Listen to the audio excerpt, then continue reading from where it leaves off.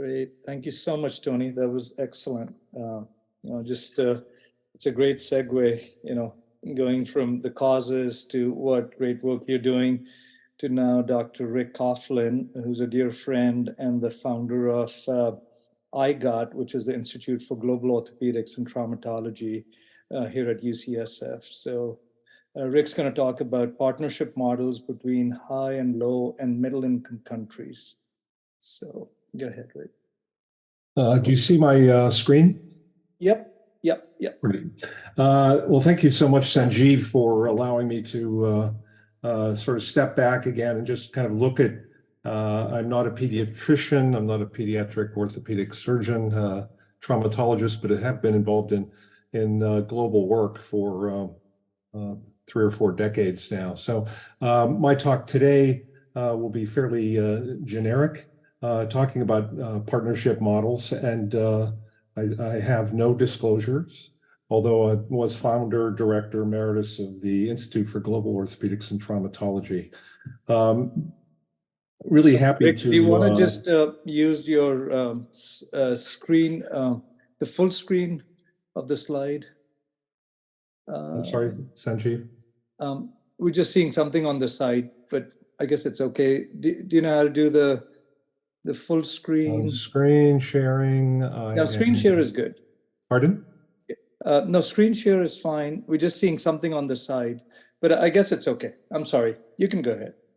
If I do that, better.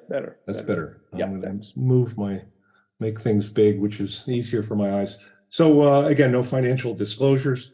And it was really great to listen to Dr. Cooper's work, because it dovetails directly into what I'll be speaking about, which is how do we partner? So let's step back. We know globally there's an enormous burden of disease, and it's clearly growing.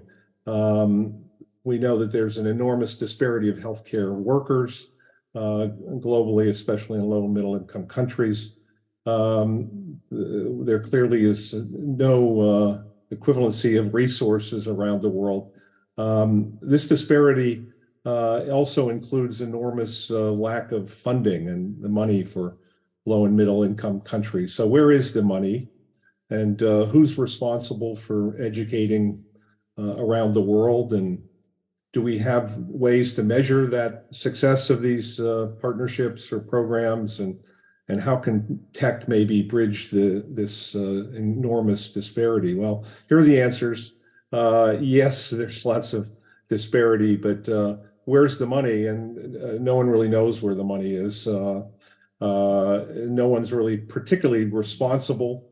It's awfully hard to measure success of educational programs, but seeing in the last 3 years with COVID and our ability to leverage digital platforms, there are some tech solutions that hopefully will solve some of these educational dilemmas. So the fundamental problem really is the lack of healthcare providers that we have globally. And this is the main issue that we need to address. And the continent of Africa is estimated to be needing at least 1 million healthcare workers to deal with their enormous burden. Looking at this scale globally with a map, it doesn't take much effort to see that the problem's right in the middle. It's the continent of Africa that has this dearth of healthcare providers. If we look at overall disability issues around the world, well, most of the world really just deals with low back pain. It's, again, the continent of Africa that gives us a variety of issues that we need to be dealing with and improving their livelihoods. This group isn't surprised that the leading cause of death is road traffic injuries and for adolescents. So the burden really is borne by the young. looking at another scale of trauma and the impact globally is injury far outsizes the leading causes of mortality comparing to HIV, AIDS, TB, and malaria. Historically, we have gotten involved in, quote, global orthopedics from the developed countries of the UK and the United States. And the World Orthopedic Concern is a historical NGO which got involved in both surgical and non-surgical care, and really well known for its heroic battle against polio. In the United States, Orthopedics Overseas was founded using a framework much more relevant of teaching and training. And it continues on as a subgroup of health volunteers overseas. So there are lots of different types of models that we could talk about and discuss the upsides and downsides, but generally speaking, they can be divided into this group. There are plenty of short-term entities of NGOs that go out into the world. Largely they're mission-based or service-based. And an example of that is Operation Rainbow, which is a pediatric surgery group that provides care in Central America. Orthopedics Overseas, again, is a little bit longer term, where they have people in positions for 4 to 6 weeks, sometimes longer, but again, focusing more on teaching and training. There's a model of the provision of material or implants, and the SIGN Group out of Washington is well known for its development of the SIGN nail and the impact, and enormous impact that NGO has had and broken femurs and tibias throughout the world. NGO model of educational materials. A fine example in the pediatric world was by a initiative by Lynn Staley out of Seattle called Global Help, which provided the accessible, available pediatric knowledge that would be online. Another example, which is our group and University of British Columbia, clearly is a prime example of this twinning type of model of partnership, and it focuses a lot more on the academic to academic partnership and all of the upsides that can come about through teaching, training, research, and the like. Most people know of MSF for disaster relief, and they clearly lead the league with their involvement in disasters. Another model which has been successful over the years has been that of CURE International Hospitals, and I think there are about 8 or 9, largely in Africa. And this model is more based on hospital management and provision of surgical care in those countries. I'd be remiss to not talk about maybe a southern solution, not a north to south, but southern solution in India, and it's the for-profit model. And that, the Narayana Health System, I think it's about 20 years old, really focused on leveraging the for-profit and high-tech and high-volume approach to provide more readily accessible and affordable care for those patients in great need in India. Again, there's a plethora of NGOs that are involved in this work of helping overseas and and they largely lie within both the sectarian and non-sectarian worlds. But again, this is have been more focused on provision of care rather than teaching and training. So where are we now overall? And I think historically, again, orthopedic surgery has been a prime example, along with plastic surgery, in their approach to global health was more based on volunteerism and service, and with short-term missions and again, all the potential upsides and downsides of that type of model. But now increasingly over the last 10, 15 years, there's been this greater recognition that we need to be more involved in with our global health partners, and a new orthopedic surgery should be based more on sustainable partnerships, research, education, and capacity building, much like you heard from Dr. Cooper. So where is orthopedics at UCSF, the University of California, San Francisco? And again, we sort of started in the late 1980s going through these models on our own. And initially we partnered with a service organization called Operation Rainbow. And that is, again, a pediatric organization, NGO, providing care to kids largely in Central America. And the involvement of our residents and medical students clearly was very important as we continue to learn more about the enormous burden that exists throughout the world.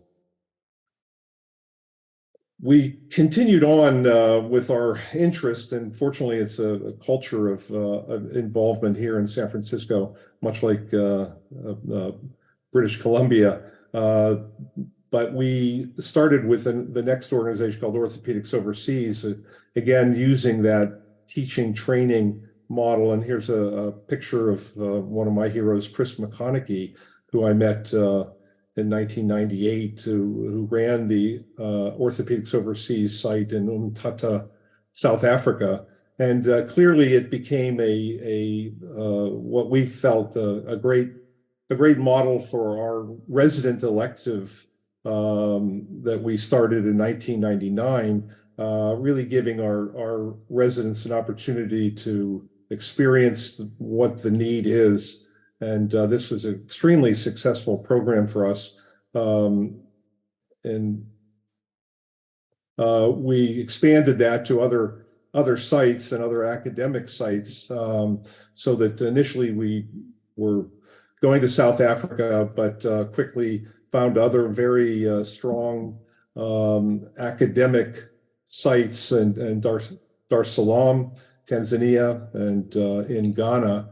And most of our residents are between those two sites in Malawi at this time.